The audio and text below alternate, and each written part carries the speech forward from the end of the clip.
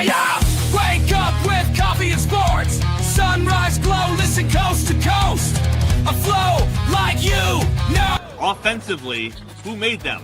Oh, Patrick Mahomes. Sideline to sideline with plays to show. This network's got the spark. When you put up 300 yards rushing against someone, that you got your butt whooped. I feel like I would have liked to see Oregon Ohio State in the semis, not the quarters. So I think some reseeding is probably where I would change. But they're out of their mind. They're going to do this 3 quarterbacks in a row. Here's the crazy. I just can't take it. Birds keep flying high, fans cheering loud, and one podcast moving through the crowd. Needy boys brawling, no holds barred out. This wire life never in doubt. Tune into the vibe. That's my bold prediction for the show. Devin Booker, in the next 3 years, he will be a Houston Rocket. Because I still think Seth is still at the top of his game. I do. I think he's right there. Who knows? Maybe. Not this year, but one time soon. Why wouldn't we potentially see Seth and Roman? You know what I mean? Tune in the vibe.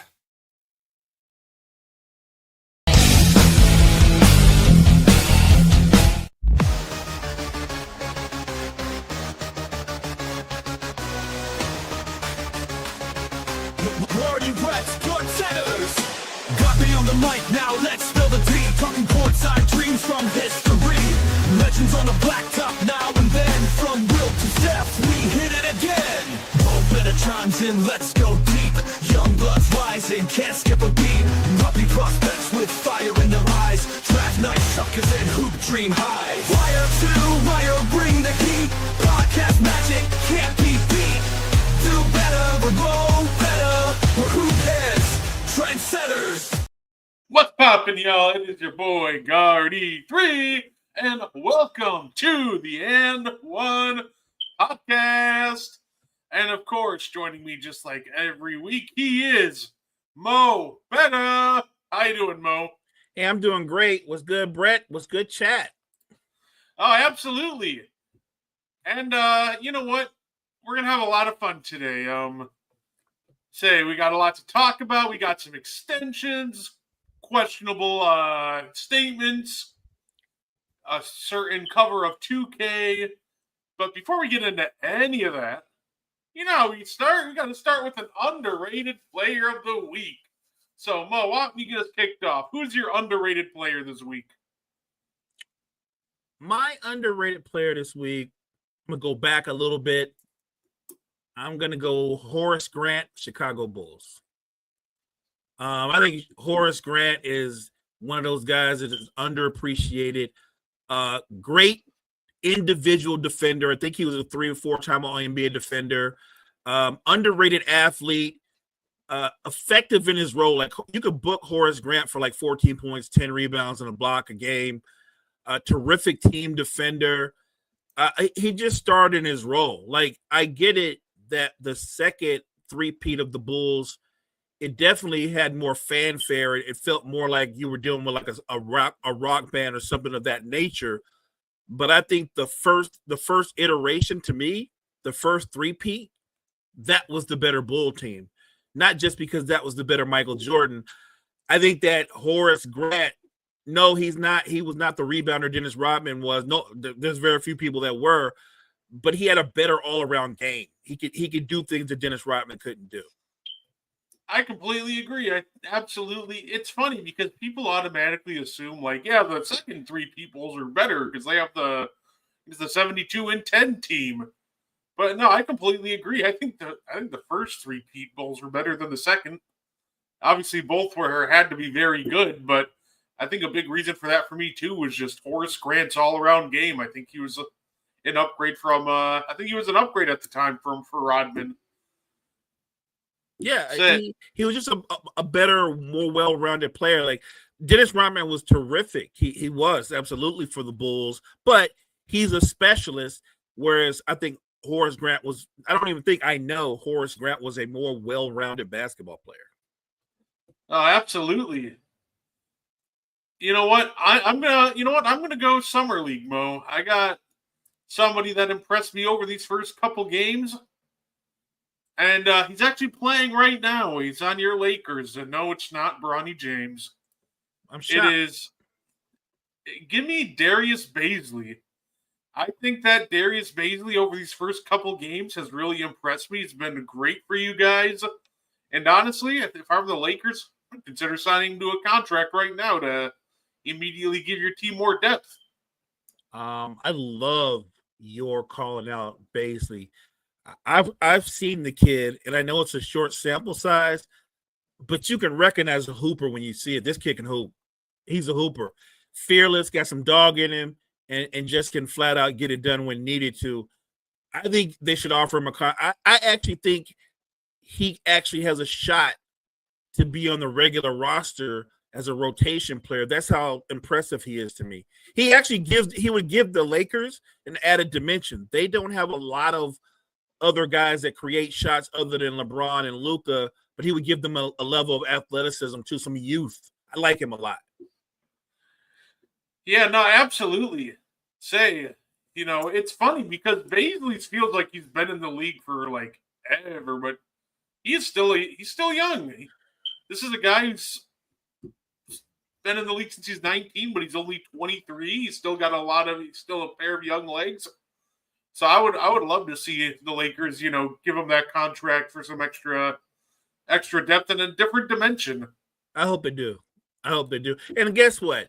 You know what? To his credit, he stuck with it, right? He was 19, didn't really get signed to a team, but he's paying his dues, getting better.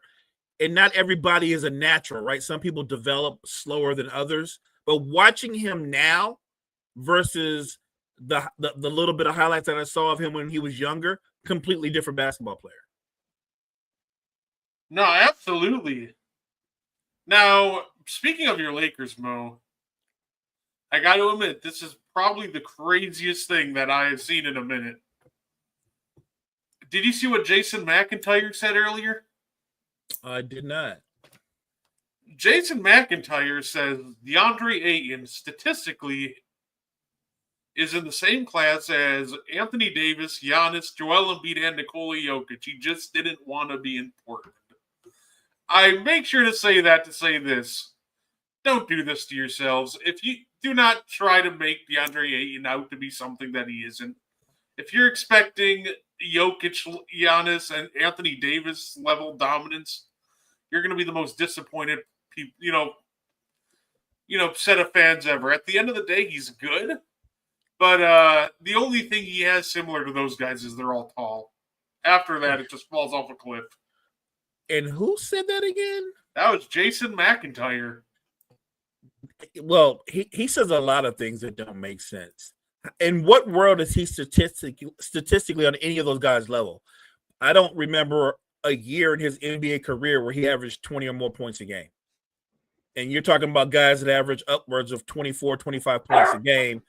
All NBA players. Has DeAndre Ayton sniffed an all NBA team? I'm sure he hasn't. He's a good player. I like what you said. That's an honest statement. Good basketball player. And I said this when they made the deal. If he's your fourth or fifth option offensively, that makes him more valuable in that role. But if he were your third best player offensively, you're not that good a team. He's not that guy. And if he was on those guys' level, let's be real. Do you really think Portland would have cut him or Phoenix would have been so eager to get rid of him? Right. It's so funny, the conversation sometimes, because it's so funny every year. There's a certain the Lakers fan base that does this. All I heard was, when DeAndre Ayton got cut, oh, he was lazy, he was unmotivated, disciplined. Signing Ayton is like a vote for communism. You can't sign him to a contract. But now that he's on the Lakers, it's like, hey, have you seen Wilt, Jokic, Shaq, and David Robinson? Combine all that, and you have DeAndre Ayton. And it's like, guys, let's chill. We know who DeAndre Ayton is, and we know what he isn't. He's not a superstar. He's not an all-NBA caliber player. He's just a really good depth piece to have. I don't think you can say any more than that. He's a good basketball player, but you're right. There is a sector of Laker fans that are delusional. They go, "We got Ayton now. If he gets 19 shots a game, he's gonna be putting up numbers like AD and Joker." Like, no, he's not, because he doesn't have their talent or their skill sets. No. What I know he can do well, he is a really good lob threat. He's long. He does have a nice jump hook. He can face you up a little bit from about 10 or 12 feet away. Those are the things that he does pretty well. But he doesn't actually have a great post game. That's not true. He didn't have a great post game. And throughout his career, Brett, he's kind of lacked that want to really engage and be physical. He's not the most physical guy on the floor. So again, in his role, in the role that they put him in, I think he can be very good. But it's not like DeAndre Ayton's coming to the Lakers and he's going to replace Austin Reeves and become the third option on the Lakers. That's not going to happen. No, I completely agree with that. It was just the most wild thing I heard today, and I'm just like, we're doing this again. You know, Christian Wood sub-all-star talks a couple years ago. God. Now DeAndre Ayton all-NBA talks this year. I'm like, well, if he is an all-NBA, then the Lakers are going to the finals. Like, really no other way to put it. No argument. If he's all-NBA, not only are we going to the finals, we're winning it all if he's all-NBA. Look, and this is, again, not a knock, but I think people need to temper their expectations. If you get good Ayton, what he's been over the breadth of his career, that will be great for the Lakers if you get that. If you can get a little bit better than that, fantastic. But when you start talking about, well, he's right there with Joker and AD and people of that like, that's not true. You know that's not true. He knows that's not true. And speaking of crazy comments, Mo, I wanted to play a little fun game. There's a certain guy that made an interesting comment and said he's the greatest scorer that we've ever seen. His name is Paul Pierce. So, first off, that was just crazy. I can't even deny that. That was just wild. But I thought we'd have a little fun, Mo, and try to figure out what tier of a scorer is Paul Pierce in. I like it. I don't think it's the guys that he named, but I think there are guys we can compare him to. Sure. So, but just for fun, I'm going to run down the guys that he named and see how long these conversations last. I think this first one, Mo, is going to be a little short. He said he's better than MJ. So we'll start there. Pierce or MJ? MJ. That's easy. Okay. And how about we do it this way? We can speed this up faster. The same thing for Pierce or Kobe. Same thing, right? Same thing. Yep. Say Pierce or Durant. I'm sure we can both agree that Durant speed runs that. And look, I can add a little context because I think that Paul Pierce's argument was, well, I've got a better post game than Durant. I don't disagree with that statement, but we're talking about the greatest scorers of all time. Like you can make a case that LeBron as a scorer does like three things really well. What I would tell people is you can't stop those three things, though. You can't stop them. That's what makes you a prolific scorer. Like, I get it that you can say, like, well, I got a hezzy and I got a step back and I can shoot the three and I can get in the post. Like, you might do it in more different ways. What I am telling you is that the things that LeBron does well as a scorer, you can't stop.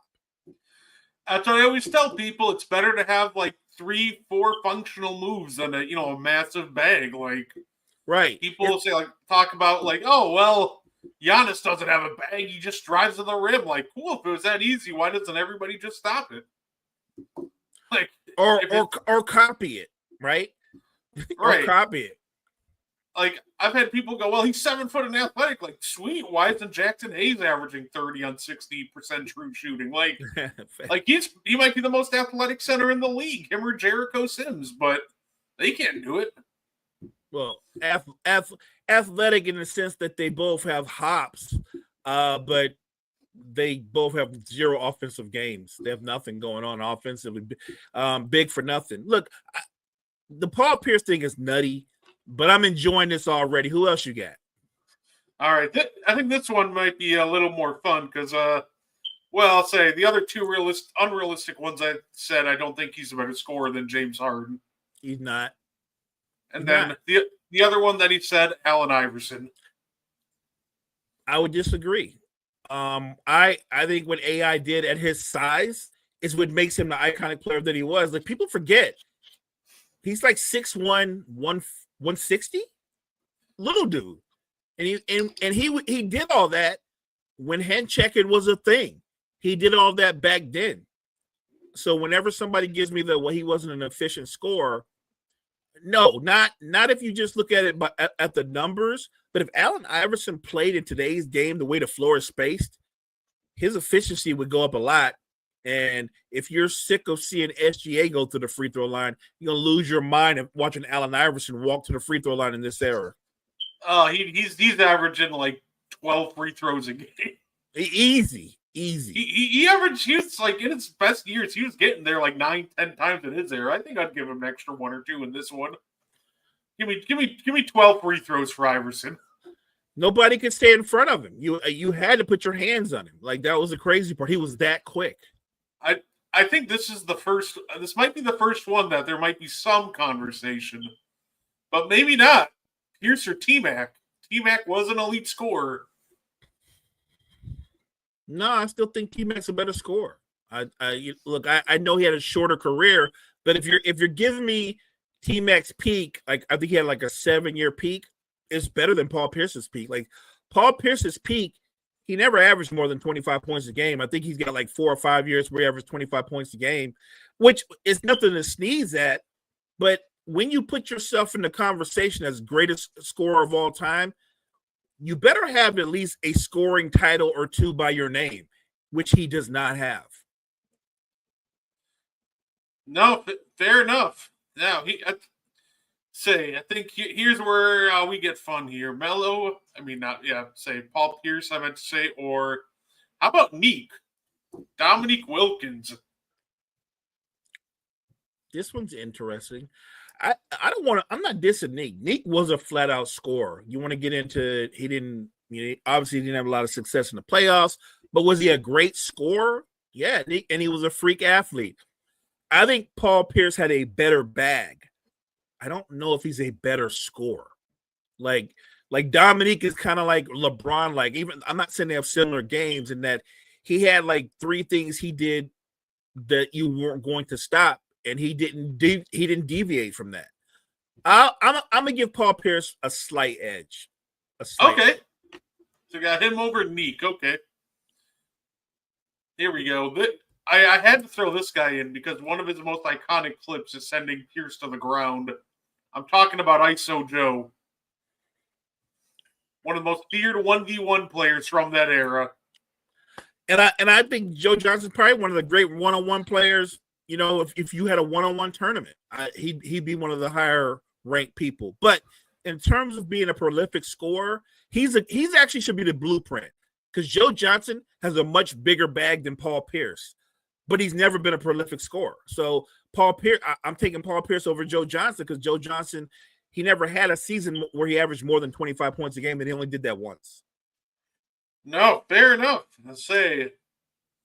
So I think we're starting to kind of like get into the conversations where he is about Paul Pierce or Alex English. Alex English was interesting. He had a nice, fun little post game. He had a face-up game. It's interesting because his post game is a lot like Kevin Durant's. It's not really a post game. He would just catch the ball like right outside the restricted area and turn and shoot it. You couldn't block his shot. His shot was very similar to Rasheed Wallace's. That's a tough one because Alex English did all that in the hand checking era, and he made it look easy. But I don't think he could put the ball on the floor the way Paul Pierce can. This is a close one. The numbers, if you just went on numbers, it's easy. It would be Alex English. I can tell you right now. I don't have his numbers in front of me, and I guarantee you his peak years, he had more years where he scored more than Paul Pierce did in his peak years. I think this one is a pick 'em. It could go either way. It's close. No, fair enough to say.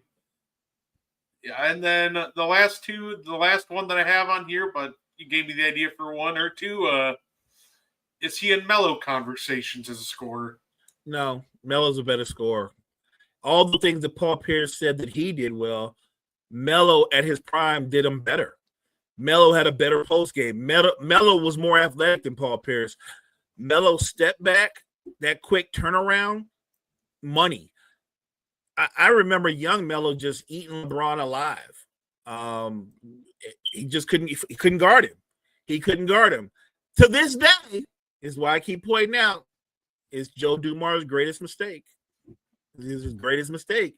Carmelo Anthony as a scorer, I think, is a better scorer than Paul Pierce. You're talking peak for peak. I'll take Melo. No, fair enough. And then they say Alex English 3-year peak, 28 a game score. Yeah, that's what I'm trying to say. Like, Paul Pierce has nothing like that. And then why not? What's going on, David? And why not have a little fun with this last one? Paul Pierce or Devin Booker? This one's interesting. It might be one of the closer ones, right? I think Book is a 3-level scorer. Can shoot the three, shoot the midi, the pull-up, the step back, can get to the foul line. Underrated athlete. Maybe this one is so close, I might give us a slight edge to Paul Pierce just because Paul Pierce in clutch situations could use that body of his. People forget how big Paul Pierce was to draw fouls, get to the foul line. I think it's a close one, but I would give Paul Pierce a slight edge over Book. All righty. No, fair enough. But I do love what Book's been doing.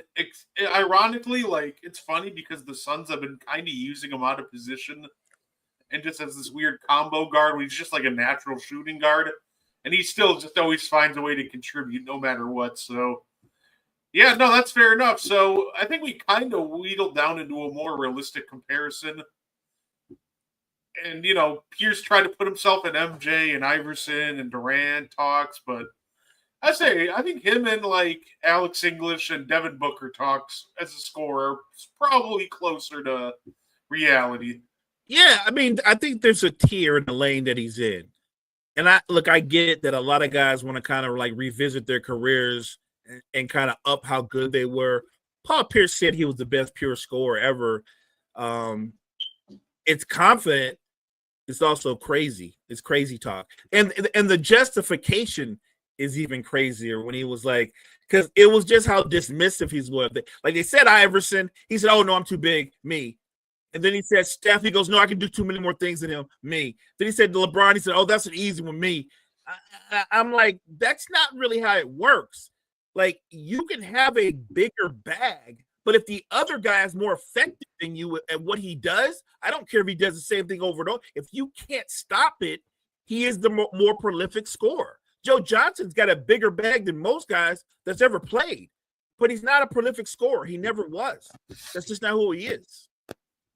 Watch a lot of Kareem ball. He spams the crap out of hook shots, whether it's a baby hook or a sky hook. And yeah, obviously had more moves than that, but he had his go-to moves and he spammed the crap out of them and nobody could do anything about it. So. Right. I mean, think about Shaq in his prime. What you know what Shaq did primarily? I watched this as a Laker fan. He would do that power drop step and dunk you, like put your center or whoever else through the basket. That was his go-to. I'm just saying, and you couldn't stop it.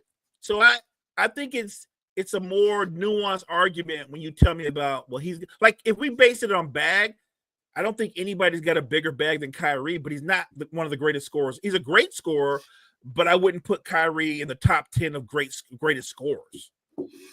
No, absolutely. I wish more people would kind of get that. Like, all because you have the bigger bag, that doesn't automatically make you a better scorer. Because if that was the case, I'm going to start the Jamal Crawford greatest scorer of all time hype train right now. That man's bag was unlimited. He had a bag. Look, the young kid, LaMelo's got an insane bag. But I'm not.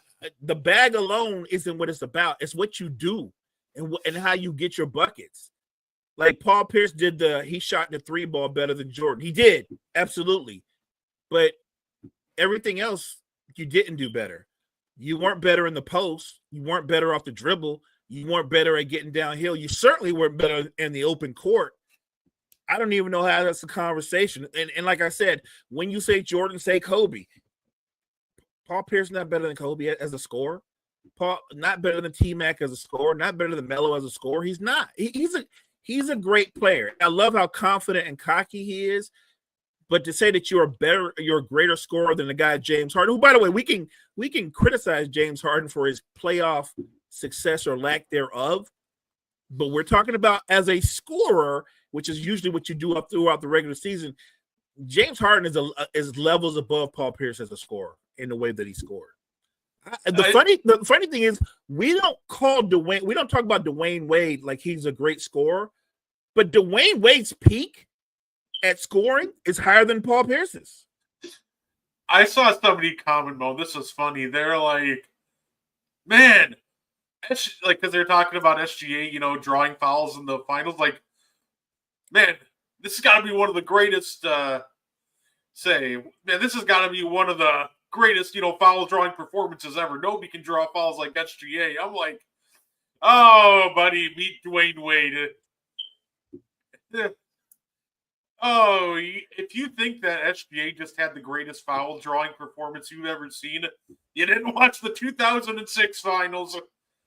No. That was the most absurd thing that you'll ever see. If you hate foul baiting, avoid the 06 finals at all costs. Wade wins his first. But, oh, man, watching 96 free throws in 6 games is a treat. You know what, though? That was a karma series because Mark Cuban changed those rules. He did that. Him and the competition committee, they made this whole thing about letting the great players have freedom to operate and all that. And I get all that. And the league, the referees overcorrected. And I mean, they were calling, and I'm not knocking D Wade. He was great in that series, but it was insane, some of the foul calls. It was crazy. Oh, yeah. No, so if you hate grifting, avoid the 06 finals at all costs. It's the funniest thing to watch. It's rough.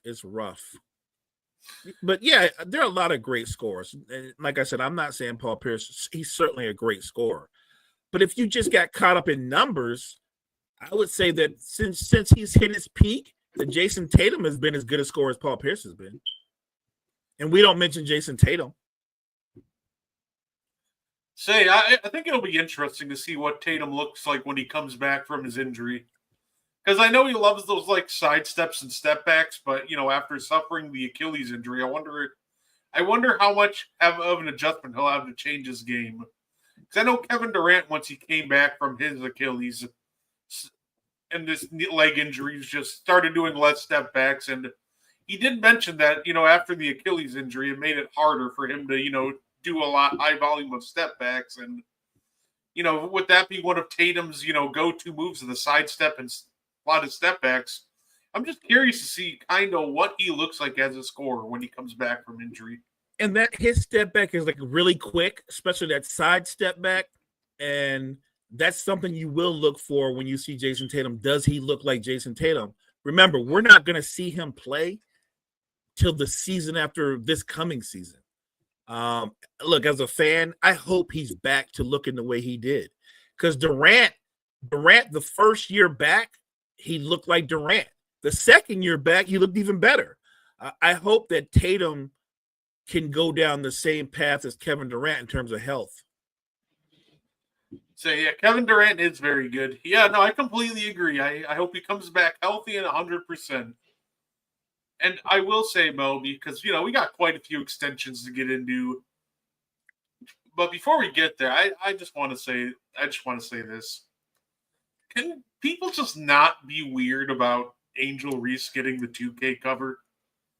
I hate this idea that we have to apparently be outraged that Angel Reese got it because Caitlin Clark didn't. Guys, Caitlin Clark will get a 2K cover in the future. It's not that deep, I promise you. Like, they're both going to get one. Angel got hers. I'm sure Caitlin will be next year or the year after that.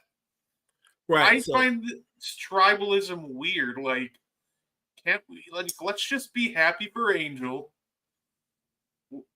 and just kind of move on. Just, stop being weird about this. Don't be RG3 about this, guys. No. Look, I think you can celebrate both athletes, but this is a big achievement for Angel Reese, so you can celebrate her. And if and when it comes and Caitlin Clark gets hers, we'll celebrate her as well. The truth of the matter is, Caitlin Clark, before her injury, wasn't playing particularly well, and she hasn't played well since. She was like this season, she didn't look like the player she did the second half of last year. So she struggled a little bit. And I think injuries have something to do with that. But the point is, them giving Angel Reese that cover, I think she's earning it with her play.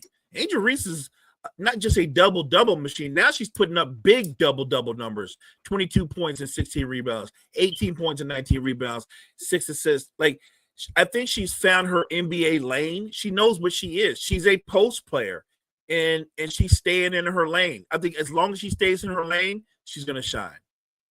I've said this a couple of times, and so the happiest thing that I've seen with looking at Angel's stat lines, people look at the points and rebounds. I've always said if the playmaking starts bouncing up, watch out, because that's going to be huge, and getting these bigger numbers, because now defenses just can't completely collapse on her, and that's kind of to it. I've been noticing it'll be 5 assists, 6 assists, 7 assists.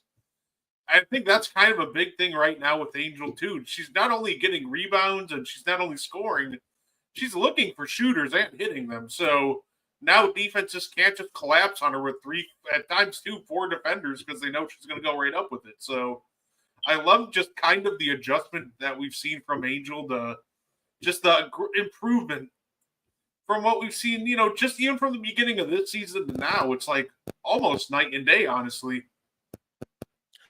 And look, if the Sky ever get consistent play from their guards and their wings, they're going to be a problem, because when you look at their rotation and their bigs, they control the restricted area. In almost every game, they control the restricted area. Yeah, they have this weird thing where they just can't score once they get there or shoot very well. That Chicago Sky team frustrates me, right? Because, like I said, being from Milwaukee and not having a team here, I just tried to be I'll root for Chicago. Why not? I'm only an hour away from Chicago. But they're just so painstakingly frustrating to watch because they constructed this roster and it's just awkward. It's okay, well, you can't shoot, you can't finish. Right. You can't really play offense. So it's cool, you guys can defend well, but you guys have the scoring acumen if I put 5 Ben Wallaces out there half the time. So Right. what are we doing here? And that's why I love seeing Angel kind of grow as a playmaker and in a really bad offensive ecosystem, because now I'm just watching this all right, cool. If Angel can develop like this in a bad offensive system, imagine if we get a couple of actual, skilled players around her, get a better coaching in there.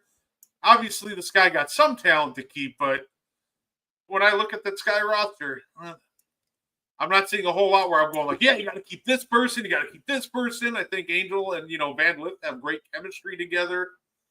But, They do. yeah, I would definitely can't wait to kind of see her just continue to grow, and I just hope that the Sky just make a roster that makes more sense, because maybe Sky do have a lot of great players. They just don't make sense together. That also could very well be happening too. I'm glad you point out coaching is an issue too, because the way that they utilize them, I don't really understand the offense they're trying to run. I get you should play to your strengths, but every team that plays the Sky, they literally crowd the paint and dare their perimeter players to shoot because they know they can't shoot. I swear, I'm watching teams play the Sky. It's man, they might run the first ever 0 out 5 in zone, and it would probably work. Is the worst part. I'm definitely looking forward though. 2K26, Angel Reese is on the cover, so congratulations, Angel. Congrats. Love that. Shay's on the cover for the men's, so I do love that for Shay too. And they have the Legends cover. Mello. Yeah. Let's go. I love that. I love that trio. Shea just won it all, right? In regular season MVP, conference finals, final MVP, deserving. Love it. Love the Angels there. Melo's there. It when I saw the Melo, I was like, yo, you know what? I might play with Melo this year. But then I thought my favorite version of Melo is not even the New York Melo, it's actually the Denver Nuggets Melo. There was a team for the I know that one of the teams I always like to use online in the older games was like the 08 Nuggets with Denver Melo. Say that Melo, JR. Yeah. They had AI, but obviously, and you could still, use AI the way you wanted to, not as the spot up shooter necessarily. That team was always fun. I definitely love that team. Actually, Melo has my favorite, maybe potentially all-time team to use it, and it is the 2012-2013 Knicks when they won 54 games with J. Kidd and company and Steve Novak and Shump. That team was just so deep that I just blast people with depth. Hey, Novak was a problem. Hey, he was always my go-to in the clutch. It's funny because everybody's worried about Melo, Amari. I'd have 25 with JR, and then it's just Novak on those. He was so good at those threes where the transition bombs where you're just all collapsing in the paint. It's and you just left Novak go open for three. Novak was one of my favorite players growing up, though, just because of how well he shot the ball. I remember watching him JR light up not Madison Square Garden, the TD Garden against the Celtics a couple times. 6'10" sharpshooter. Always loved watching a man playing with him. Oh, I agree, Kyle. I think Nafisa Collier is definitely deserving of getting a cover. Look, we talked about it. To me, when you talk about MVP of the WNBA right now, she's got to be the front runner. But I would tell people don't sleep on Ionescu. She's killing it. I think people thought she was just a shooter, and she's much more than just a shooter. No, absolutely. You know what I think would be fun, Mo? They should have a copy of the 2K cover that's a fan vote. I like and that. just make it so the same person can win it 2 years in a row, so we keep getting different. Because I'm curious to see if people would take it serious or not. Would it be NBA cover Kevin Durant, or is it going to be NBA cover Al Horford? I have no clue which way the internet would go with that one, and I think it'd be a ton of fun. It'd be in the same vein as shout out to my favorite Madden cover. What was that, Peyton Hillis? I knew you were going to say Peyton Hillis. I knew you were going to say that. That's not my favorite Madden cover. That's my "you got to be kidding me" cover guy. But yeah, I remember that. I remember all the people was hyping. They're like, "Oh, Peyton Hillis is nice." I'm like, no, he's not. No, he's not. I feel like that'd be the equivalent of Madden 26 cover Najee Harris. Yo, what the? Right. Look, I think the Madden thing is awesome. I know the Madden curse is a thing, and people get into that. I don't really believe in it, but it is weird how some of the people that have been on that cover have suffered injuries. But I keep it moving. I don't dwell on that too long. To me, Madden has become a rite of passage. If you grew up playing Madden, when you're older, you're going to still be playing Madden. You know what I'm saying? You're not going to not be playing Madden. Madden is a thing. No, absolutely. I make people so mad just because I run the ball 87 times. Got to establish the ground game. Got to go old school. People hate that. I used to go big game hunt and look for those guys that have 650 wins and only 28 losses or whatever. I want to play those guys. And I would kill them because, like you said, I'm running the ball. And they get pissed because they know I'm eating up the clock, but I'm doing it on purpose. I'm like, you got to stop it, right? You're allowed to stop it if you can stop it.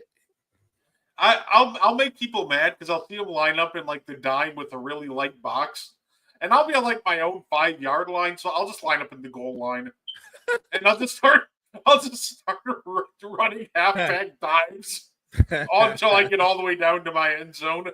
They'll be like, "Oh, you can't do that. This is the modern NBA or the modern NFL. They don't run that much." I'm like, if you're running like a 3-man light box the entire time, yeah, sure. A good coach is just going to run it down your throat the entire game. Man, I'm running the football like they did like in the mid 80s, early 90s, when almost every running back was carrying the ball 330 something times. Like I'm doing it like I'm doing it the way they did Eddie George in Tennessee. We just handing the ball off. I'm going 3 yards in a cloud of dust. Let's go. I always find it interesting playing games and people complain like, "Oh, you're just doing the same thing over and over again. You're just running it." Or in 2K, "Oh, you're just shooting 3-pointers." It's like, well, you're doing nothing to stop it, so why would I stop? It's like the one guy that I play, he kept complaining because I was using the Bucks. He's like, "Oh, you're just spamming Giannis post moves." I'm like, well, you're having RJ Barrett single cover and without help. So, like, what do you think I'm going to do every time? Just back down, drop step dunk. I had him looking like prime Shaq. I think the last 3 years, it's weird. I've played with the Lakers in seasons against other people because it's fun to play a season. But when I'm playing against friends or whatever, the team I played with the last 3 years has been the Clippers. I'm rocking with Paul George, Kawhi, and I guess the last couple of years has been Harden too. And I'm swinging the ball around, and Paul George is in Norman Powell destroying people from 3. I always enjoy teams that just have a lot of depth and just fun players that I can, master. And that's kind of what my superpower is. Like this one guy we're playing, he was the Suns and I was the Hornets. I got onto a 13-0 scoring run because Mark Williams started out the game with 10 and then Josh Green hit a corner 3. So they're just kind of like, and the dude is just getting so mad he put on his mic, starts cussing me out, and I'm just laughing. Like, if you can't stop Mark Williams and Josh Green, like that, you have bigger problems to worry about. Because I haven't even attempted a jumper with LaMelo yet. Say, by the way, speaking of Shea, his teammates just got paid. Obviously, we got 2 max extensions with Chet and J-Dub. We knew it was coming. We did. So, I do want to make sure to clarify this. I think the hard choices really for this Thunder don't really start until not this year, but next year. That's when it's gonna.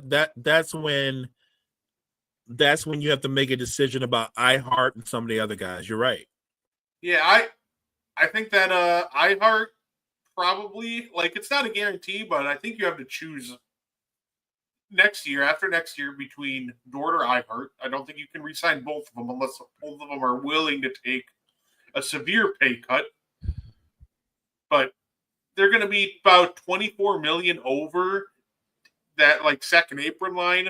Right. And iHeart is making $28 million, so they're clearly declining its team option to get under the second apron. Guaranteed that's going to happen. Look, this is kind of what the NBA does, right? If you can build up a core, and they've done everything right? But once you win, you've got maybe another year, if you're lucky, 2, before everybody, you got to pay the piper, right? Before you start hitting them.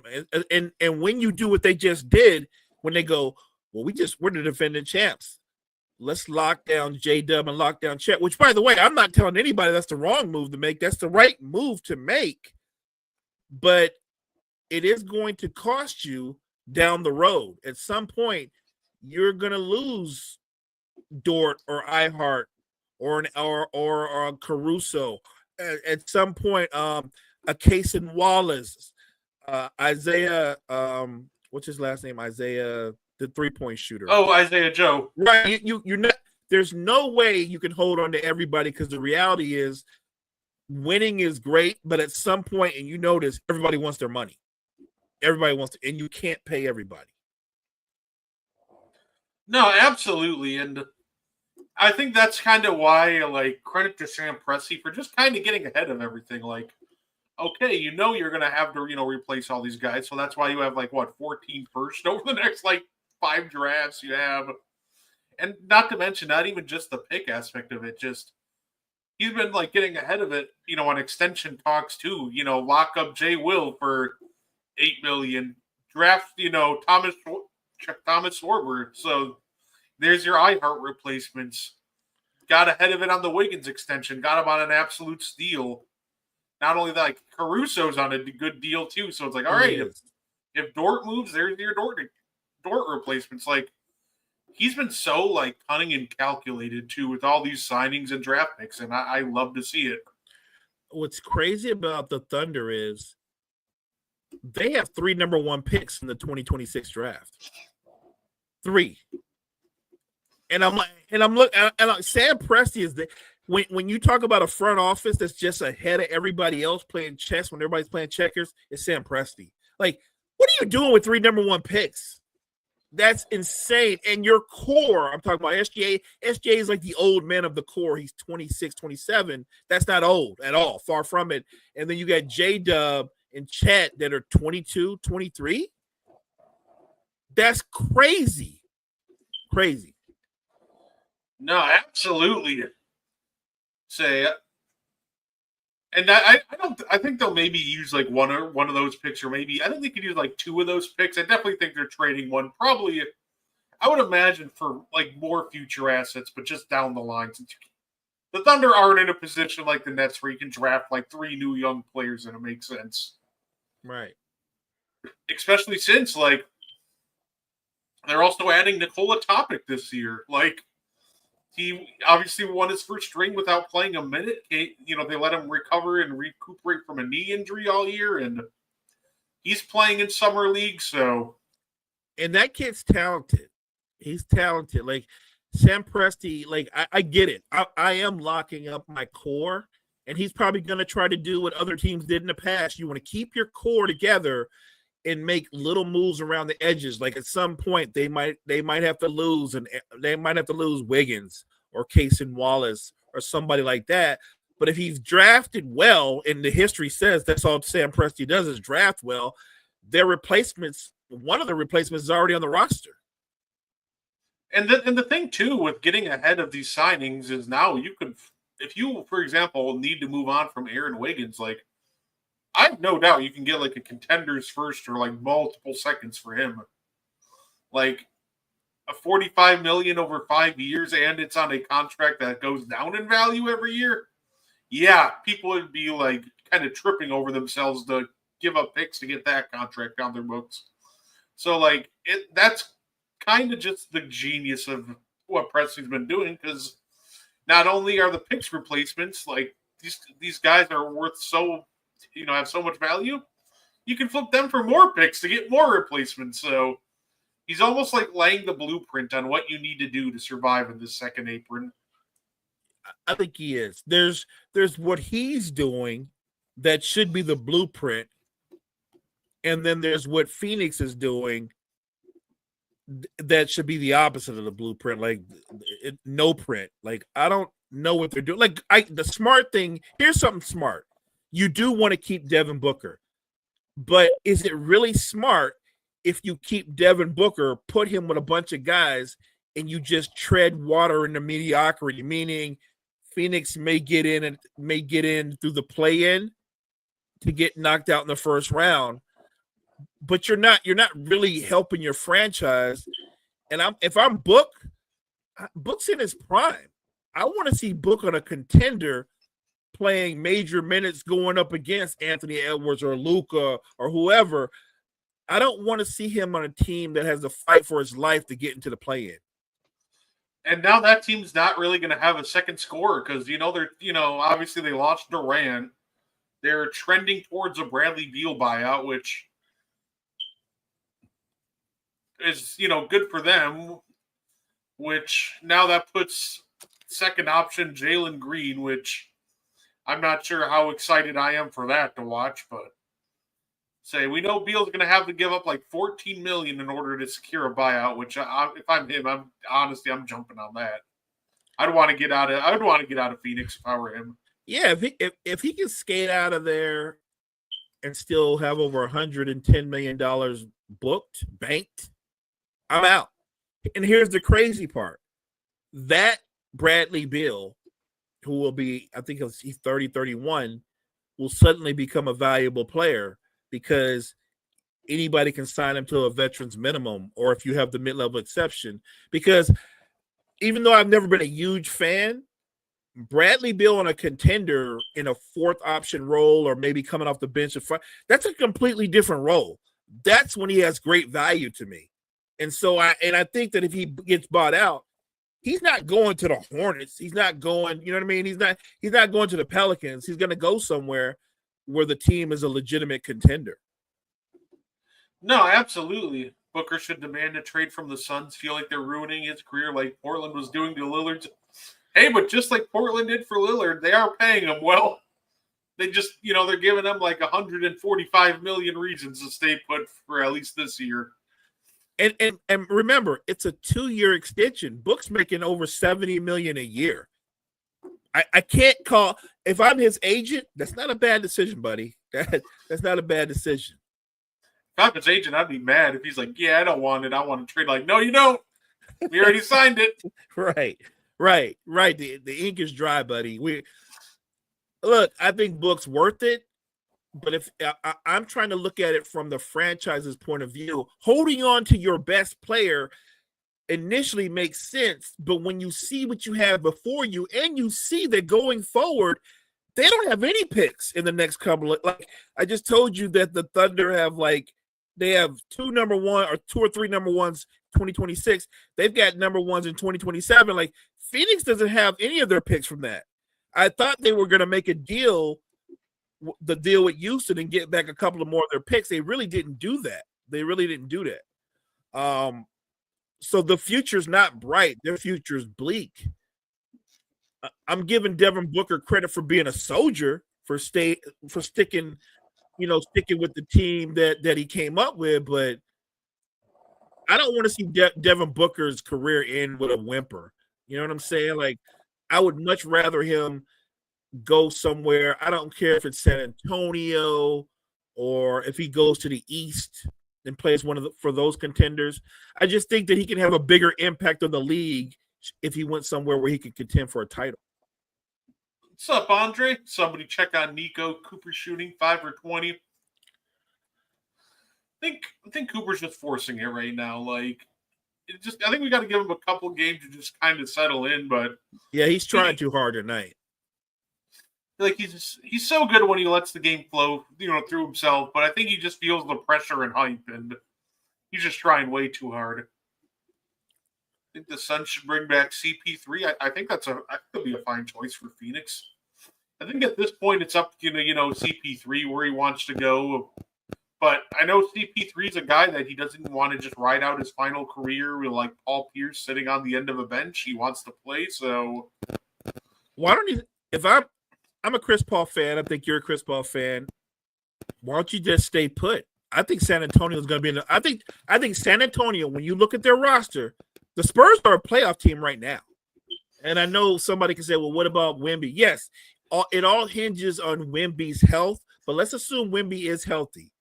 And then you look at what they did by getting Harper to go with the reigning rookie of the year and De'Aaron Fox and Devin Vassell. Like, I think San Antonio is going to be a problem.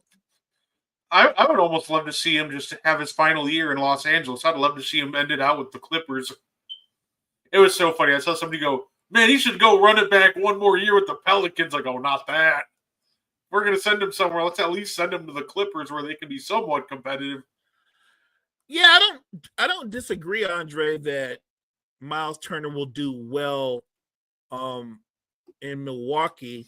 I just don't know if it's going to ultimately yield you as much team success because I already know what I'm going to get from Giannis. I'm not worried about Giannis. I'm not even worried about Miles Turner. But I do have concerns about the guys on the perimeter. That's the problem. If you're going to look at where if you want signs of where the Bucks season is going to go, you just look at their perimeter players and see their numbers and see how they play, that'll detail where the season's going to go. Because Giannis is going to get you in the playoffs. I'm not worried about the Bucks being in the playoffs. My concern is what seed they'll be, and can they go on a deep playoff run as currently constructed? I don't think they can, but that doesn't mean one of those young guys couldn't step up and prove me wrong. Like it happens all the time. I just don't think they have enough talent on the outside right now. I think everything is gonna run through Giannis. Like I'll go a step further. I think this will be the season where Giannis has a legitimate shot to win his third MVP. I think Giannis is gonna be not the 30 and 12 guy, but 35 and 12, maybe 7 or 8 assists, and average over a block a game. I think he's gonna be that kind of guy for the bulk of the season. I think Giannis and Paolo Banchero are my front runners for MVP next year. I think that the big challenge isn't necessarily with I agree with that, because the challenge isn't with Miles Turner and Giannis fit, because I think Miles Turner is a great fit. Like, if you're the Bucks, you want to play fast around Giannis, you want to run, and Miles Turner is great for that. Like, this team should be playing fast. This team should actually be fun to watch, a lot more fun to watch than last year. The problem more so comes as trying to build the team after this, right? Because I get it, the cap's going up, so we better hope that it's all just, maximum cap increases after this, because it's hard to build the team when you have $22 million in dead money just sitting there. And that's kind of the frustrating part with this team. It's not like what they're doing now. It's not the fact that Miles Turner is bad, and I think the Bucks will actually be a lot of fun to watch. It's okay, after this year, you're going to want to re-sign Gary Trent. You're going to want to sign some new players to go around Giannis. But obviously now you're looking at a challenge of, okay, we're doing this where now we got to, work around $22 million of dead money to Dame every year, which it's definitely doable, but it just makes team building that much harder. My challenge with the Bucks is more so who's on the sideline. Obviously, I'm talking about Glenn Rivers. Now, my frustrating part is he just didn't know what to do with this team last year. What I mean by that is, if I watch Taurean Prince play great at the 3-4 spots, I don't abruptly move him to freaking shooting guard and just watch him struggle and then just run that lineup until it's way too late. Like Kuzma, we want to be realistic about Kuzma, he's a 4. Kyle Kuzma is he's a power forward. He's a 4, maybe at times you can do a 3, but he's not good enough shooter on the perimeter to be a full-time 3. He's a 4. Maybe you can, I don't think you're sneaking Kyle Kuzma small ball 5 minutes, so that's guy's strictly a 4. He just doesn't make sense on this team, but he just kept trying to run like him as a full-time 3, and he didn't really want to make the adjustments that we needed because we saw a lineup worked. It was when he put AJ Green and Gary Trent along with Giannis. When he put all the shooters with Giannis, it worked. But my problem more so is Doc waited until, game 6, we're on the brink of elimination to finally realize, hey, wait a minute, maybe I should make this adjustment. So I like the team that we have, ironically. I just am not confident that we have a coaching staff on the sidelines to really maximize said team. If they play fast, I think that bodes well for guys like Kevin Porter, because I think Kevin Porter is a lot better when he plays fast. And he's young. He's still young and athletic. He can be a secondary playmaker. He's actually got great court vision. I thought he had a really solid year for the Bucks last year. I think he'll build on that and come out swinging this year as well. Like I said, I think I already know they're going to make the playoffs. I just don't know what seed they'll be, and I don't know how deep a run they're going to be able to make. But I will say this: if they're really good and Giannis has the year that I think they have, I think the Bucks will be big players in the buyout market, because there's always going to be a buyout market. I agree. The East is wide open. Giannis' best chance is this season. But it's going to come back down to, and that's why I'm so anxious about the coaching. Okay. It took him until game 6 to realize that maybe I shouldn't run Giannis and Kyle Kuzma together. It took him forever to make the right lineup changes until it was too late. And then he ran that lineup into the ground to a point where we were so gassed when Indy started making that insane comeback in the last minute. There was just nothing left in the tank. So I'm not necessarily worried about the pieces because I think the pieces are there to do something interesting this year. It's, can Rivers put the pieces together correctly? And that's what worries me because I do not have any faith that he can do that. He hasn't done that since 2008. But so, and did he really do it? Did he really do it, or did Danny Ainge do it? And he was blessed because he put together 3 Hall of Fame players that were still right on the edges of their prime. I don't know if that was about coaching or more about them. say our draft picks are interesting. I want to believe in Andre Jackson, but I think he'll end up getting moved. He has one flaw because he's a great defender. He's a great passer. He just refuses to look at the rim. If he would literally just, even if it doesn't hit that consistently, if he would just confidently shoot corner threes, that would change so much for him. So I'm hoping that this is the Andre Jackson breakout year. But the Bucks' problem mainly with draft picks is we try to we're that guy that wins the lottery once, so we buy lottery tickets every single day after that, even after we're broke. And that's kind of what happened. We drafted Giannis, who had this outlier of developments. So now the Bucks are yeah, we're just going to pick the rawest, athlete potential and upside. And the problem with that is that we don't develop them. Yeah, I'm sorry. Not everybody's going to have outlier development like Giannis, but we don't seem to understand that. So it's just hey, let's get, Thon Maker. He's got upside and he's raw. Let's get Marjon Beauchamp. He's got upside and he's raw. Not Thon Maker, the karate man, not Thon Maker. Yeah, I would just like if the Bucks started drafting guys that actually produced, instead of just always going after the raw potential and upside at times. Yeah, God, Thon Maker was such a bad. Guys like Thon Maker, Mo Bamba make me sad. The Bucks have more luck in the draft than the Knicks. You're not wrong. We have 2 hits in the last since 2017. We had back-to-back good picks with Malcolm Brogdon and Dante DiVincenzo. But after that, it's just downright depressing. And right before that, because if I remember correctly, right before those two, we had it's Rashad Vaughn, Thon Maker, Brogdon, DiVincenzo, and then that's when we get into Beauchamp. AJ Johnson has potential, but obviously we'll see it in Washington because we traded him right away. That's the other frustrating piece. When we do get a guy that might actually be able to contribute, or a young guy that could be good, yeah, we just trade him right away for the next washed veteran. Speaking of which, and I'm not saying this person is washed, but I heard that the Bucks were interested in Russell Westbrook. What are your thoughts? No. I'm just putting it out there, partner. Look, the thing about Russ is nobody roots for Russ more than I do. And yet at the same time, if somebody said, "Hey Mo, you want him on your team?" No, I don't. But because I feel because of where the league is at now, he's almost out of place or out of time.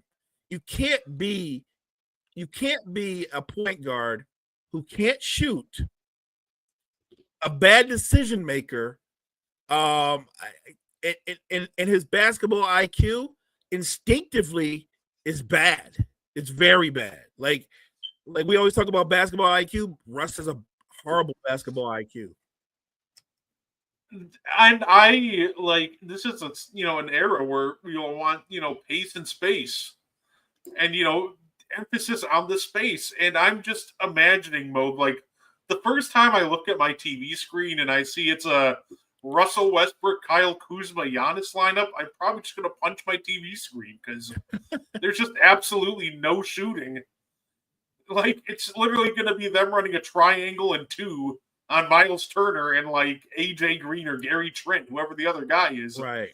and just Right. packing three guys on Giannis because they don't care if Russ and Kuzma shoots. Can we see anybody stealing Rookie of the Year from Flag? I think so. I think you've got some candidates. I think it's possible. I'm gonna watch. I'm definitely gonna watch what Dylan Harper does. I wouldn't sleep on, even though he didn't want to be there at first. Don't sleep on what Walter Clayton or Ace Bailey could do out in Utah. And of course, I think the young man from Philly, I think he's built to play right now. Like some rookies you bring along gradually, Edgecombe can play right now, right away. Start him right away. Yeah, and I think they will. I think Maxey and Edgecombe are, they're just kind of your backcourt of the future, so you might as well just kind of run with them. Jared McCain can come off the bench and just kind of sub one of them out early. Philly once again is so interesting to me. By the way, I still see people trying to make the argument if they should have taken, Ace Bailey over Edgecombe. I still think Edgecombe was the right call. Edgecombe does have that dog in him. 100%. He's all dog and wants all the smoke. I think Edgecombe's going to have a terrific career. I know when they were making the comparisons, a lot of people said Oladipo. Nah, I don't see Oladipo. I see Wade.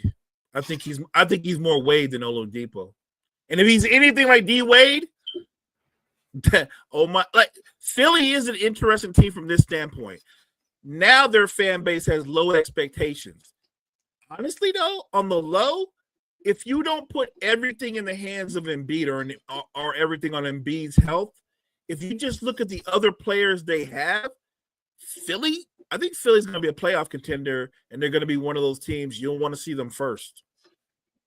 The 76ers kind of make me sad in the fact that I want to see them play fast because they have all these fun young guys like Maxey, Edgecombe, McCain, like just those three alone. I'm like, I want to see this team run. I want them to play fast. And then I just look at the other veterans on the team like, oh, never mind. You're playing with Embiid and Paul George. Yeah, they ain't running anywhere except the low block. Like, say, do you guys like the moves Denver made? I love the moves that Denver made. I think Denver, a lot of teams have needs. Denver, everything they needed, they addressed in the offseason. And I got to give their new front office, a lot of credit. They brought back Bruce Brown, and you're like, well, if Bruce Brown can kind of find his lane again when he was on the Nuggets before, obviously you got to find out what's going on with Valanciunas, because Valanciunas supposedly wants to go play overseas. He don't want to play in the NBA. But he is under contract for another 3 years. So if I'm Denver, I would make a deal with him. Like, play with us this year, and we'll let you go. You know what I mean? Like, I meet me halfway, but give us this season. I think Denver – think about what Denver did. Denver was the one team throughout the postseason, Brett, that truly challenged OKC. Like, I thought Indiana did too, but Denver had them on the ropes multiple times and just couldn't get over the hump, and that's without depth. I think you throw in some depth, that is going to be a hell of a series if we get that series again next season. Yeah, I'd say they almost took him out, and by Game 7, MPJ was on one arm, and Aaron Gordon had one healthy hamstring. And Jonas is great. Like, I hope they figure that all out and he stays, because just having Jokic a better backup than 2025 DeAndre Jordan is just such a big thing for them. I think that's absolutely terrific.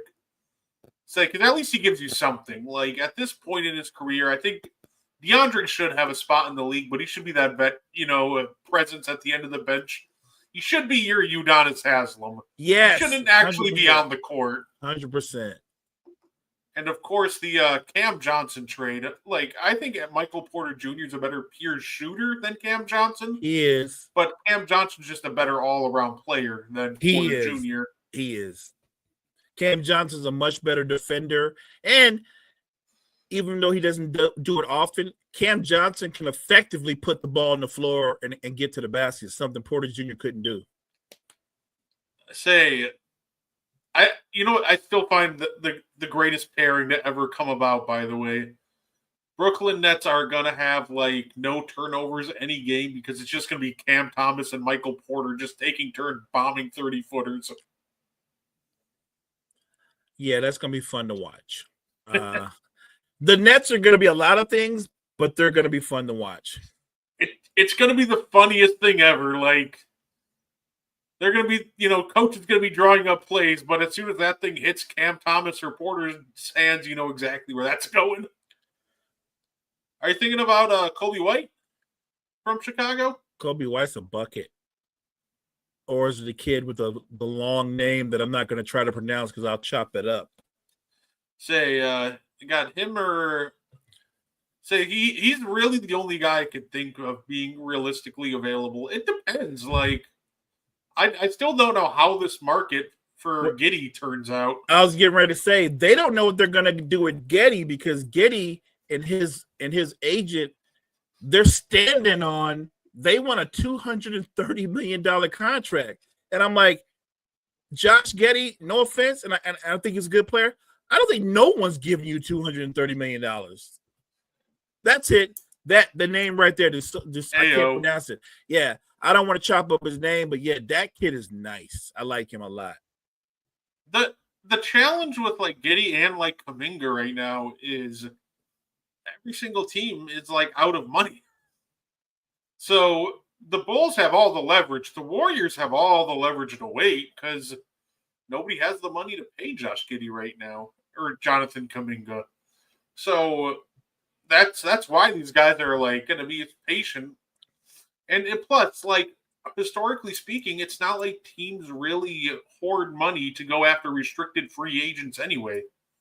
Like, how often do we see restricted free agents get big contracts from another team? Like, we saw it with DeAndre Ayton, but when we start really thinking about it, it doesn't happen that often because the other team, if it's a reasonable contract, they'll just match it.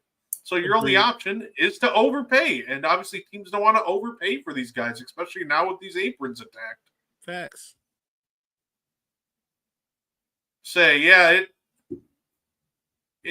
I see that a lot of Pacers fans are dream landing spot for Kuminga is Detroit. Okay. Is it really? Maybe.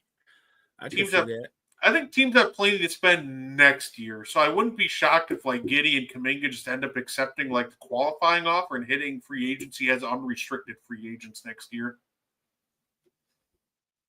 But granted, I think Josh Giddey could continue to play up to his value, I think that's a major risk for Kuminga. Clearly, him and Kerr just don't really vibe all too well. So I think him taking a 1-year contract in Golden State might be kind of risky. It's a risk, but then, like you said, Golden State has all the advantages. They've got the leverage. Same for Giddey. I like Giddey a lot. I do. I think he's a really good basketball player, but there was a reason that Oklahoma City knew they can move off of him because they knew at some point him and his agent was going to turn around and ask for a max contract. And I'm like, Josh, I like you, but I can't give my fourth best player a max contract. And that's what he is. He might be one of the better players on Chicago, but that's because they're just not a good team. But I'm not paying Josh Giddey $230 million. You're not an all-star. You're not an all-NBA caliber player. Like, you're a really good player. He's one of those dudes that's a jack of all trades, but he doesn't master any one thing. I can't pay that guy that kind of money. One of my favorite restricted free agent like teams always historically has been like the Nets, but that's just because they're the funniest team ever. Because I remember like with the back-to-back years, they absolutely kept sabotaging teams. Like the 1 year they gave like Allen Crabbe big money because they sucked anyway, and they're like, "Oh, we got money to spend. Yeah, sure, we'll throw Allen Crabbe a $44 million contract," which when we're talking 15, 16 money, that's quite a bit of chunk of change. And of course, the Blazers matched it.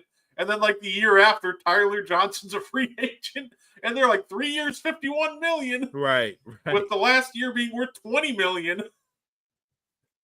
I do love it watching like restricted free agents, like with teams that have money to spend and just start absolutely just sabotaging other teams. Like you said, there's all the money's dried up. I think Getty and Kuminga are in really weird situations to where the teams value them, but they don't value them at the level that they value themselves and their agents value them. How do you value a guy like Kuminga? He's not a star. He's certainly not somebody that could go somewhere and be a number one option. Not on a good team. He could be a number one option on a horrible team or a number two option on a horrible team. But I think Kuminga's a guy who can be really good. I don't think he can be one of your two best players. Not if you're trying to win games. If he's one of your two best players, you're not a good team. I still think, like, for me, when I think Kuminga, I think like between 20 and 23 million sounds about right for Kuminga. I think we kind of put him in like slightly above like Malik Monk territory with that. I like that. Yeah. Okay. And they're different players, but in terms of what they do, similar to in terms of the production that a Malik Monk provides you. Like if you have a guy that can come off your bench and is a bucket and averages, let's say, between 16 and 18 a game on a nightly basis, that's invaluable because those guys are going to have a few 30-point nights. I think Kuminga has that. I think that's his lane. I don't see him turning into a primary player, if that makes any sense. I don't see him as a 1, 2, or a 3.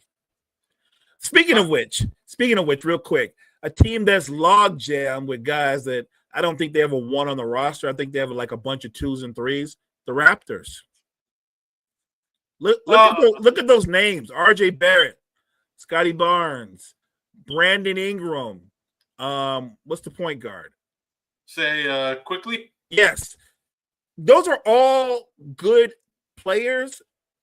None of them are number ones. None of them. Barnes is the best player, but I don't think Barnes can be your best player, if that makes any sense. Oh, the Raptors confused me because I'm like, okay, like maybe they can get younger and even more athletic. They can move on from, Jakob and figure out something, move some pieces around.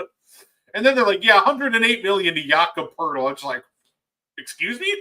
Where did that come from? Right. Yeah, that team is just weird. They built themselves perfectly to be like a play-in team for the next like 3 years. Another team that's weird are the Kings, which I saw the idea that people are like, well, apparently they're interested in Kuminga, and they were thinking about trading guys like Devin Carter and a couple other pieces. And I was like, oh, give me the lineup just so I can see what the defensive rating is after an entire year. Give me Dennis Schroeder, Zach LaVine, Jonathan Kuminga, DeMar DeRozan, Sabonis. Not one stopper at lineup. They better score a lot because they're not stopping anybody. The only guy that plays, they got a couple of guys that play defense consistently, but that's not enough. Keegan Murray and one of the other guards, like they're just. This is a good example of bad roster construction. You didn't want De'Aaron Fox because you didn't want to pay him, but you were okay with reforming DeMar DeRozan and Zach LaVine. I don't get that. I don't understand that. And I like Sabonis. He's a really good player. You can't build around Sabonis. Sabonis is a complimentary star. He can't be the guy. They're another team that they're in purgatory and their future is bleak. Like they're not even a play-in team. Yeah, no, they're just awkward. I really don't like that team. I don't like where the Kings are headed. I definitely don't like where I don't think I'll ever like where the Bulls are headed. They just need a plan. Like they got to figure something out. Like I do like the Bazelis pick, and I think the SNU from this year, I think that could be interesting. But like they do this every time. They'll like load up on young talent, and then they'll trade for some like fringe like ceiling raiser that'll like bring them to the playoffs, but just good enough to get knocked out in the first round, and then by then their core will leave, and then they'll have to redo the process. Right. I just that's frustrating. Look at the Pelicans. What are they doing? I don't understand that. So now you sent CJ to Washington. You've got Jordan Poole there, Jante Murray's there, Zion's there. The two guys that I like the most, Trey Murphy and Herb Jones, who I think have great value throughout the league, but the roster construction is all bad. It's bad. And you're basing everything you do off of the hope that Zion, this will be the year where he puts it together and plays 65 or 70 games. And he's so frustrating because I want to like Zion, but I really don't, because it's every year. It's like, oh, this is Zion's breakout year. It's like, yeah, it was supposed to be last year and the year before that. Right. And every time he's starting to break out, he gets hurt. Like, I hope he can stay healthy, but I've completely lost faith in like Zion staying healthy. So that's kind of why I'm lower on him. Like when I do my like fun little prediction list for going into the year, for example, last year, I don't even think like I wasn't really thinking about Zion all that hard because like he's not going to be healthy enough to be at the end anyway. So I'm definitely looking forward to seeing how the season plays out next year. Yeah, they did re-sign Herb though. I do like that. Yeah, I like Herb Jones. Love Trey Murphy. I think those two guys very talented, and they're both effective on both ends of the floor. Actually, Trey Murphy is the more talented of the two, but his biggest bugaboo, a lot like Zion, is health. I just think the roster construction again. There's no plan. There's no rhyme or reason to some of the things they're doing. You pointed out DeJounte Murray is a familiar name, but the DeJounte Murray that was a first-team All-NBA defender, we haven't seen him for like 3 years. And like to me, that was still bizarre. And talk about like having no rhyme or reason. Still like trading an extra next year's first for Derek Queen. That was confusing to me because I think you guys are overestimating how good you're going to be. I don't think you can afford to give all that first because obviously that's just the best between the Pelicans and the Bucks. So, right. Like when I'm watching them try to, kind of like compete, but they kind of have to keep rebuilding since Zion can't stay healthy, and then all of a sudden they're trading a first to get Derek Queen, who's not good enough to help them, compete next year. Like, I feel like they're stuck in the mud. Yeah, they've like set themselves up so at best they're a play-in team, at worst they're in the lottery, except now they don't have a lottery pick. Right. God, that's the thing that's most frustrating. It's the same thing with the Suns. I think the Suns are probably a lottery team, but they don't have any lottery picks. That's horrible. Horrible management. Horrible. And James Jones got a promotion out of doing that. How you get a promotion? I saw a lot of James Jones defenders and when he got promoted again, and that was something else. They were talking about, it's not his fault. There wasn't anything that, he could do about, health. I'm like, he can construct a better roster than what he did. You don't trade for Bradley Beal, buddy. Start there. You don't do that. They kept trying to like talk about how Durant didn't pan out. It's like, dude, Booker and Durant were great together. The problems were the follow-up moves that happened directly after. It's trading for Beal, trading for Nurkic. Like the follow-up moves were just beyond awful. And then you like got ahead of the curve and gave Grayson Allen like $18 million a year. Like, why? Like, the market wasn't going to be there for that much for Grayson Allen. I promise you that. Yeah, I didn't understand that either. That was a little crazy to me. By the way, speaking of moves, where did they just send John Collins? Oh, the Clippers. I did like that. I think that's an interesting move by the Clippers because it gives them a younger body because I believe John Collins is still only like 26, 27 years old. And he kind of reinvented himself as a small ball five. he spends more time at the 4 and the 5, especially the 5, than he did anywhere else. And I thought he reinvented himself. Like, still has the athleticism, still can finish at the rim, became a better rebounder. I mean, not much of a defender, but I think he found a lane where he can be effective. I think putting him on the Clippers, I'm assuming he's going to be your first guy off your bench or something like that, because obviously with Big Z in the lineup and Kawhi, Harden, I'm assuming they're going to play with a smaller starting 5, because last year they went with 1 big and 4 wing players. I assume they're going to do something similar to that this year.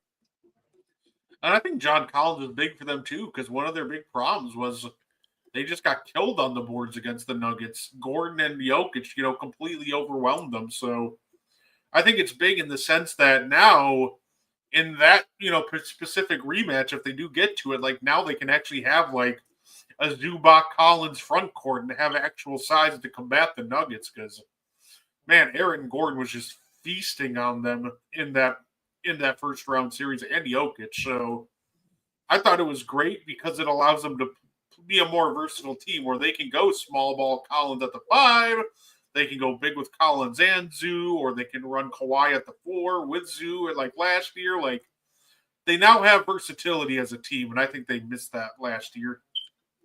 Do you think the Clippers have? How should I phrase this? With Kawhi, I believe Kawhi is 33 now. I think Harden's 35. I want to say. Do you think? I guess what I'm saying is, with this iteration of their team, do they have a run in them to where they can make a deep playoff run? I think they can make a deep playoff run, but I think they could get to like the second round. I don't think they have a Western Conference Finals trip to them, but I think with the addition of Collins, obviously there's rumors that when Bradley Beal gets bought out, they might get Beal, which obviously Beal at $50 million in overpay, but Beal at $5 million is terrific value. I think if they do actually add Beal, they add John Collins. Yeah, I think this team could be a very dangerous team. I think they could have a deep run, and maybe there is a Western Conference Finals in their future. But I think in order for that to happen, they'd have to get really lucky on some matchups. So I agree. No, go ahead. No, I was to say, and they added Brook too. So he's old, but he still can provide value in limited minutes. And I think he gives them a different look too, because as valuable as Big Z is, he's a little bit more old school because his effectiveness is more in the restricted area. When Brook is on the floor and Harden wants to run pick and pop, Brook's he'll be highlighted in those situations. To be able to have a big that you can swing it back to and he's effective from beyond the arc, it opens the floor up. No, absolutely. So I'm definitely looking forward to that. Same, well, that's all the time we have for tonight. We normally try to aim for an hour. We're at an hour and a half. That went fast, but you know why that went fast? That went fast because of Andre. That went fast because of Damien and everybody else in the chat. Kyle, you guys were lively tonight, and we appreciate it, man. The truth is, we come out with a game plan, and then we just kind of we vibe off of what the chat is doing. You guys asked a lot of questions, a lot of good comments, and we were able to vibe off of you all. So thank you guys. No, absolutely. It makes it so much easier, and we have so much fun. Definitely when the chat's lively, we'll think of a solid episode. But when you guys start asking questions, those are the priority. You guys have the say on what we talked about. So, once again, thank you all for tuning in. We'll see you all next week. We got Meaty Boys on Tuesday. We got another episode of And One on Thursday. But until then, we thank you all very much, and we hope you guys enjoy the rest of your night. Thank you for tuning in to the And One podcast. If you like our content, you can find more on the Wire to Wire Podcast Network on YouTube, Facebook, and Spotify. Want more And One? Find it on Wire to Wire. Like and share our Facebook page and join the And One Discord. Grab the link to join from our Facebook. Thank you for tuning in and have a wonderful day.